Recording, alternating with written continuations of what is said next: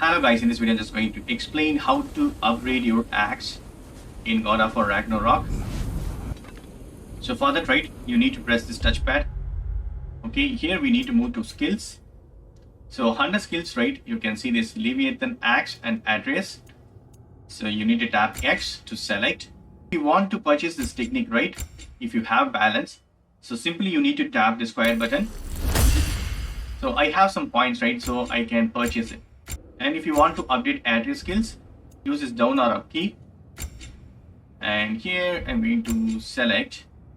I don't have enough XP, so I'm going to move Leviathan. Tap X. So move the left analog stick to select.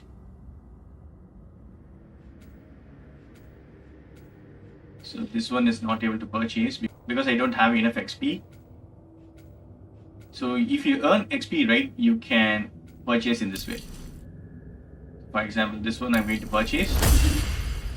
Super cool, it's purchased.